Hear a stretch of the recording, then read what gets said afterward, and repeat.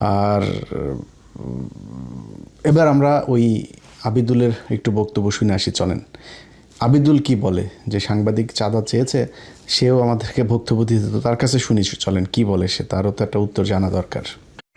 হ্যাঁ, আসসালামু আলাইকুম। আবিদুল ইসলাম ভাই, কেমন আছেন? জি নমস্কার। হ্যাঁ, জি, ভালো আছি। আমি হিমেল, নিউ ইয়র্ক থেকে বলছি। কেমন আছেন? আমি হিমেল। আসলে, হ্যাঁ হ্যাঁ, হিমেল। আমি ওই যে একটা বিষয় আপনাকে ফোন দিয়েছিলাম, সেটা হচ্ছে গিয়ে মুজিবুল হকের একটা বিষয় আমরা জানতে পারলাম। সেটা হচ্ছে আপনি নাকি হ্যাঁ, ওনার কাছ থেকে নাকি 1 কোটি টাকা চাঁদা চেয়েছেন। আসলে বিষয়টা কি ভাই? না আমি এক কথা জানতে চাইনি, ঠিক আছে? এটা উনি ভুল ব্যাখ্যা দিয়েছেন। হ্যাঁ, আর আপনি হিমেল, আপনার পরিচয়টা কি দিবেন? আমি একটা সময় চ্যানেল 24 এর এক সময় ফরমাল সাংবাদিক ছিলাম।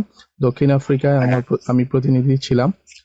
তো এখন আমি আমেরিকাতে আছি। জি। আচ্ছা, আমেরিকাতে আপনি মানে কি কোনো পত্রিকার সঙ্গে আছেন?